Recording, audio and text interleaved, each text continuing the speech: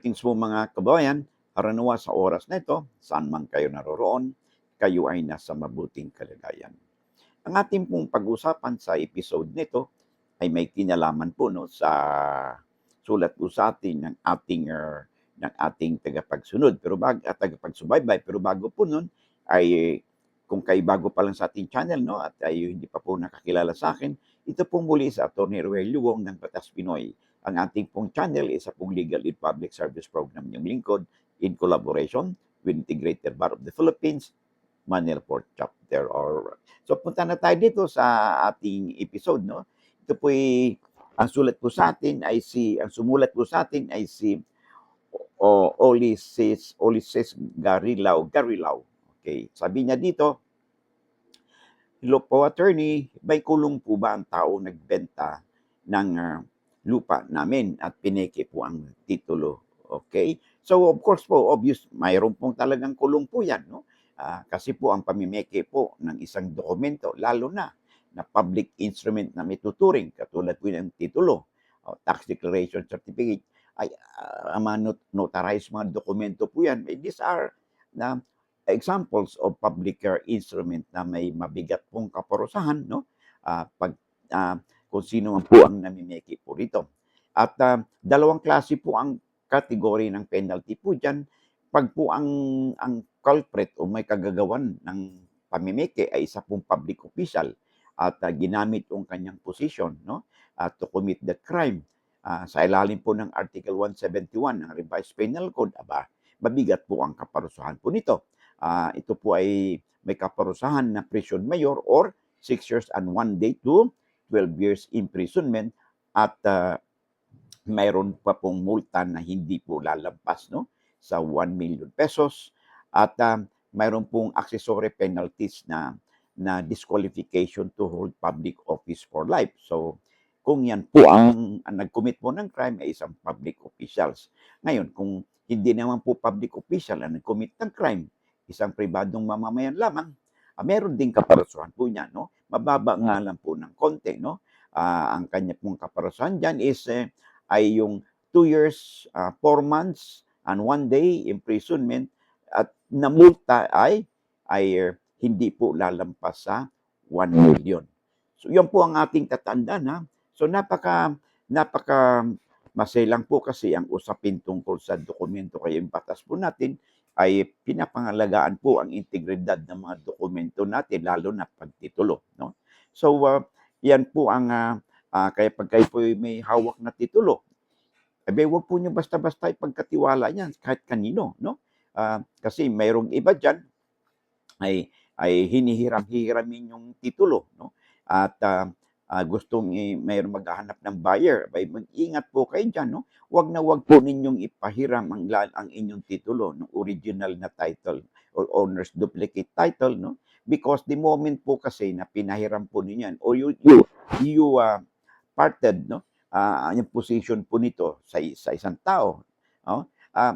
That is also one way of considering na nagkaroon ng delivery of title, na it could be construed as maaari ipinibigay mo na o binenta mo na yung titulo at madali na nilang imbentuhin yung deed of sale, no? Di fact na hawak nila yung original na titulo.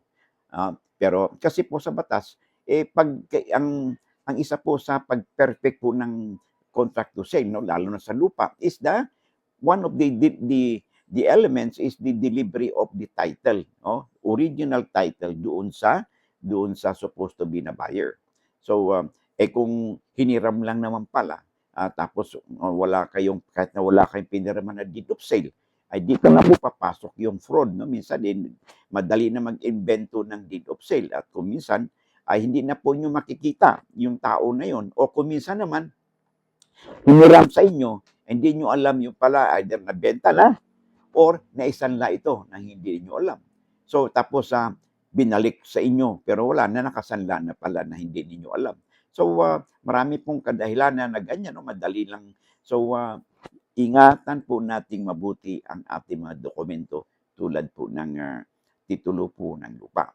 Okay? Lalo na po ngayon, no? Nabanggit ko nga, no, sa mga videos po natin, ang pagpeke po ng mga dokumento ngayon, no, ay napakadali na because of the modern technology, no, sa mga computer, sa mga apps po ngayon, no, that they could reproduce, no, yung dokumento na akala mo ay tunay na tunay. In fact, kahit na pera po natin, no, ay ay ini-scan lang po yan ng mga sophisticated na scanners, at saka yung kanilang gumagamit sila ng security papers din, nakahalintulad din ng pera, o kaya kahalintulad din ng titulo.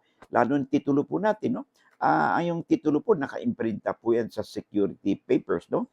Na mayroon po mga security features po yan na malalaman po ninyo sa paghawak lang po niyan original, kung ito ba ay plain and simple lang na papel, o ito ba ay talagang tunay na titulo. Ngayon, sa hindi po train, no, ang kanilang mga mata, o kanilang ang paghawak po ng dokumentong ito ay pinakitaan lang po ng photocopy, colored copies ng titulo, akala nila ay original na po yun.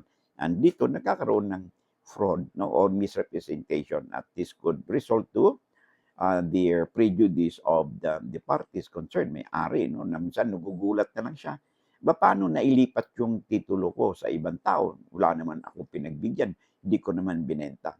So these are only some instances, no, na kung saan po ang titulo po, no, ay naipalipat sa iba nang hindi nyo alam, or there was an authorized transfer of your property. Ay yun na, dito po nagkakaroon po ng issue po, no, at ito'y huhantong po sa complicated na legal na proseso, because bukod po sa inconvenience, abay magastos po ito, kasi there could be pa time na pupunta po kayo sa korte para po maghain po kayo ng reklamo. Kaya alam naman po ninyo na pag pumunta po tayo sa korte, bukod sa abala, that means gastos din po yan. So iba yung pong pag-iingat, no, upang hindi po kayo magbiktima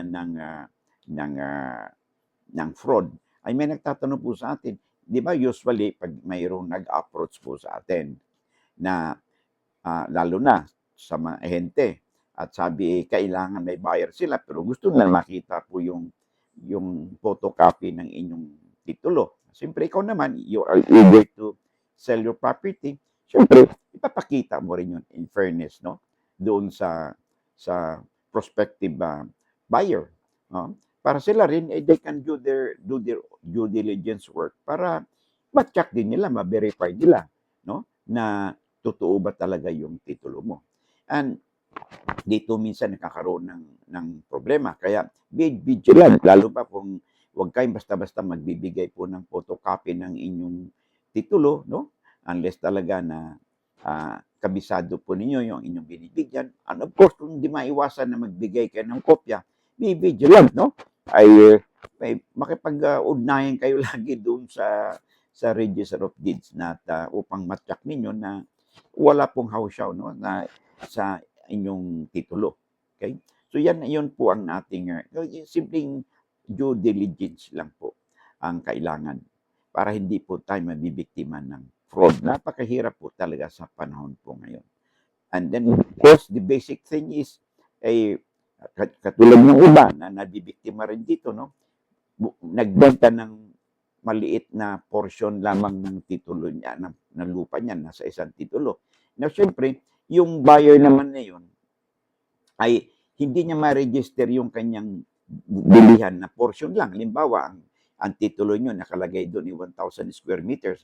Ang bibilhin lamang ay 100 square meters. Siyempre, kakailanganin po ang inyong titulo, yung original, para po i-surrender ito sa Register of Deeds at magkaroon po ng annotation, no, doon sa nabiling property. And in this situation, sometimes ay hindi na po binabalik nung titulo nung nakabili. And palabasin na lang niya na yun nga, nagkaroon talaga ng bilihan. Hindi lang sa 100 square meters, kundi doon po sa Kabuuan. So dito nagkakaroon ng issue sometimes, no? Kaya medyo may iba yung pag-iingat po, no? Lalo na po dito sa usaping lupa. So I hope na sagot natin ang katanungan sa atin ni Ulysses Garilao. Sa mga hindi pa kapapasok pa lang po, no? Kung hindi pa po kayo napag-subscribe sa ating channel, At kung naka-follow po sa ating Facebook, no, ay kung if you find our channel or videos interesting, pwede po bang humingi po ng isang hirit po sa inyo, no? Paki-click po ang subscribe, share, and like buttons po natin, and of course, yung notification bell upang sa ganun, pag may mga updates po tayo, you'll be duly notified at wala po kayong mamimiss na mga episode. So, at, um, at you know, tumatulungan din po ninyo ang inyong lingkod na mapalawig pa natin ang ating advokasya na ma-share po natin, no, sa ating mga kababayan. They could be your friends, your relatives, your neighbors, o kakilala ninyo, o mga OFWs po natin, no, nasa ibang bansa, at sila rin po ay may mapulot na sa ating mga pinag-usapan because kahit kayo po ay within or outside the Philippines po kayo, ay hindi po nating maiwasan na one way or the other, ang batas po ay may saklaw po sa atin. Okay? So hanggang dito na muna tayo, and I hope to see you again in the next video po natin. Bye-bye and God bless.